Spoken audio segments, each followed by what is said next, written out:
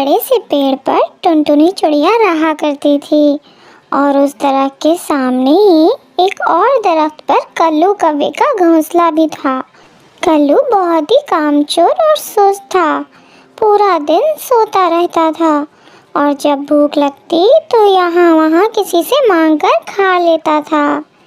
वहीं दूसरी तरफ टुनटुनी बहुत ही मेहनती थी। टुनटुनी के अंडों में से बच्चे निकलने वाले थे, इसलिए टुनटुनी अपने बच्चों के लिए दाना जमा करती रहती थी। एक दिन टुनटुनी सोचती है, अरे मेरा घोंसला तो बहुत ही कमज़ोर है और बरसात भी अब बहुत ही करीब है। अगर बरसात से पहले मैंने अपना घोंसला पक्का नहीं किया तो मेरे अंडे खराब हो जाएंगे। टुनटुनी बहुत ही मेहनत करती है और कुछ ही दिनों बाद उस टुनटुनी ने अपना एक पक्का घर तैयार कर लिया था और अब इस टुनटुनी को बरसात की कोई चिंता न थी। अब मैंने अपना पक्का घर तैयार कर लिया है। अब मेरे बच्चे बारिश में नहीं भीगेंगे और अब बारिश में आराम से अपने बच्चों के साथ इस घर में रहूंगी। वहीं दूसरी तरफ उस कामचोर कल्लू को कोई फिक्र न थी। वो बस अपने घोंसले में पूरा दिन आराम करता रहता था। एक दिन टुनटुनी कल्लू के पास आती है और कहती है, कल्लू भैया, अब ऐसी भी क्या सुस्ती हर वक्त आराम करते रहते हो? कुछ तो काम किया करो, बरसात का वक्त करीब है। मैंने तो अपना घर पक्का कर लिया, तुम भी अपना घर पक्का कर लो बरसात से पहले, वरना कहाँ रहोगे तुम? टुनटुनी, तुमने अपना घर पक्का कर लिया तो तुम मुझे बातें सुनाने आ गई हो। मुझे क्या करना है ये मुझे तुम मत बताओ। जब बारिश होगी तो मैं देख लूँगा। तुम यहाँ से जाओ और मुझे आराम करने दो। मेरा आराम मत खराब करो। कल्लू की ये बात सुनकर वो टुनटुनी उदास होकर अपने घर वापस आ जाती है। मैंने तो कल्लू भैया की अच्छाई के लिए बोला था, कल्लू भैया तो मुझ पर ही गुस्सा हो गए। ऐसे ही कुछ दिन गुजर जाते हैं और टुनटुनी के घर 4 खूबसूरत बच्चे होते हैं। टुनटुनी बहुत ही खुश थी। बस अब बारिश होने ही वाली है। मेरे बच्चे भी हो गए, अब मुझे कोई चिंता नहीं है। और फिर एक दिन बहुत तेज़ हवा चलने लगी और अचानक से तेज़ बारिश होना शुरू हो गई। टुनटुनी की मेहनत रंग लाई। टुनटुनी के घर में एक ज़र्रा भर भी जबकि दूसरी तरफ कल्लू का घोंसला तो पूरा पानी से ही भर गया था और वो तो खुद भी बारिश में भीग रहा था और कांप रहा था। घोंसला तो पूरा पानी से भर गया है। अब मैं क्या करूं? मुझे तो बहुत सर्दी भी लग रही है। अब मैं कहाँ जाऊं? एक काम करता हूँ, टुनटुनी बहन का घर पक्का है, मैं कुछ दिन वहाँ चला जाता हूँ। कल्लू टुनटुनी के घर की तरफ चला जाता है और टुनटुनी का दरवाज़ा बजाने लगता है। कौन है दरवाजे पर? अरे टुनटुनी बहन, मैं तुम्हारा कल्लू भैया हूँ, दरवाज़ा खोलो। मेरा घोंसला पूरा पानी से भर गया है और मुझे बहुत सर्दी भी लग रही है। तुम मुझे अपने घर में रख लो। चिड़िया फौरन कल्लू को अपने घर में बुला लेती है। कल्लू भैया, जब तक बारिश नहीं रुकती आप मेरे घर पर ही रुक सकते हो। जब बारिश रुक जाएगी तो हम दोनों मिलकर आपका घोंसला दोबारा से बना लेंगे। अभी आप आराम करो। कल्लू टुनटुनी का घर देखकर बहुत ही हैरान हो जाता है और कल्लू अरे वाह, ये टुनटुनी बहन का घर तो बहुत अच्छा है और टुनटुनी बहन भी बहुत ही अच्छी है। वो टुनटुनी के आरामदेह बिस्तर पर सो जाता है और फिर यूं ही 3 दिन बाद बारिश रुक जाती है। मौसम बहुत ही खूबसूरत हो जाता है। हर तरफ परिंदों के चहचहाने की आवाज़ें आने लगती हैं। टुनटुनी कल्लू के पास आती है और उससे कहती है, कल्लू भैया, बुरा मत मानना, मगर अब बारिश रुक गई है। अब हम दोनों मिलकर आपका घोंसला दोबारा से तैयार कर सकते हैं। कल्लू बहुत कामचोर और सुस्त था।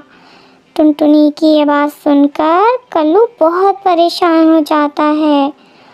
बारिश जल्दी रुक गई, कुछ दिन और होती रहती। टुनटुनी के घर में इतना मज़ा आ रहा है, कितना सुकून है इसके घर में, मगर ये टुनटुनी तो मुझे अपना घोंसला बनाने का कह रही है। कल्लू बहाना बनाते हुए कहता है, टुनटुनी बहन, बारिश की वजह से मुझे बुखार हो गया है।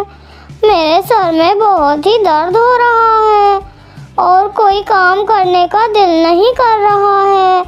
मैं आज घोंसला नहीं बना सकता। मुझे माफ़ करना कल्लू भैया, मुझे नहीं पता था कि आप बीमार हो। जब आप ठीक हो जाओगे तो हम आपका घोंसला दोबारा से बना लेंगे। ये टुनटुनी तो बहुत ही ज़्यादा बेवकूफ़ है। मैंने इसे कितना आराम से पागल बना लिया है।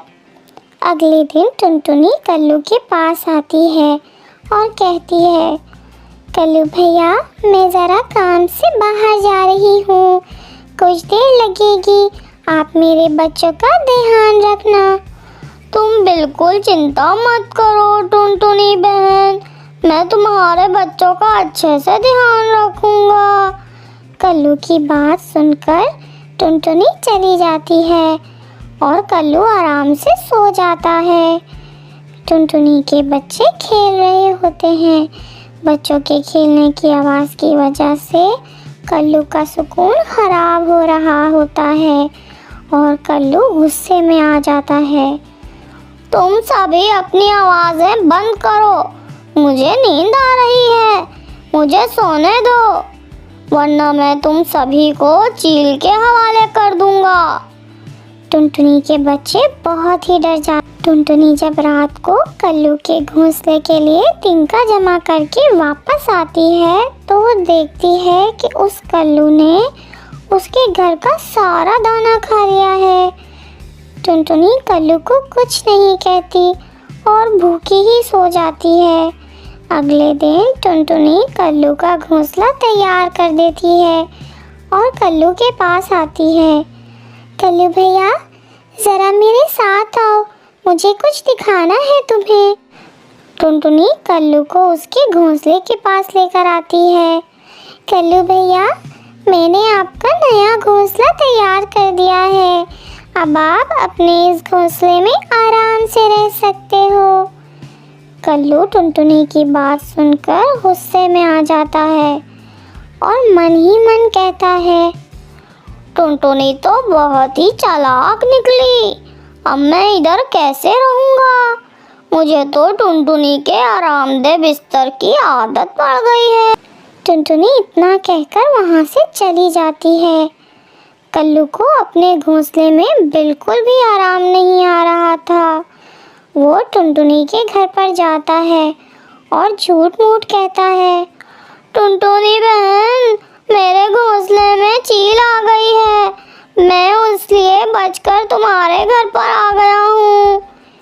टुनटुनी कल्लू की कामचोरी को देखकर समझ जाती है कि कल्लू झूठ बोल रहा है और उसे मेरे घर में बिना काम किए खाना खाने और सोने की आदत पड़ गई है। टुनटुनी ने कल्लू को सबक सिखाने का फैसला कर लिया था।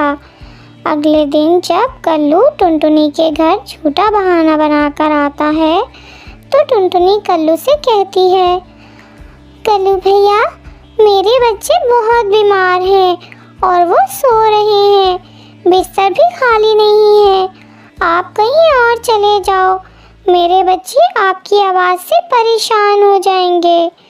टुनटुनी की ये बात सुनकर वापस अपने घोंसले में है और कहता है, इस टुनटुनी को क्या हो गया, इस टुनटुनी ने मुझे अपने घर से क्यों मना कर दिया आने को। अब मैं क्या करूं? बहुत भूख लग रही है, मैं कहाँ खाना खाऊं। कल्लू अब बहुत भूखा भी होता है, मगर उससे दाना ढूंढने में बहुत ही सुस्ती हो रही होती है। अगले दिन वो कल्लू दोबारा से टुनटुनी के घर आता है, लेकिन वो टुनटुनी कोई ना कोई बहाना बनाकर उसे जाने का कह देती है। अब तो कल्लू बहुत ही परेशान हो गया था, वो भूख के मारे बिलख रहा था। आखिर इस कल्लू ने मेहनत से दाना ढूंढना शुरू कर दिया और अपना पेट भरने लगा। टुनटुनी ये देखकर बहुत ही खुश होती है। कल्लू ने अब मेहनत करके टुनटुनी की तरह अपना भी एक मजबूत घर बना लिया था और फिर कल्लू उस घर में अपनी ज़िंदगी आराम से बसर करने लगता है। दोस्तों, हमें मेहनत करके अपनी ज़िंदगी बसर करनी चाहिए, ना कि दूसरों के आसरों पर रहना चाहिए, क्योंकि मेहनत में ही अज़मत है।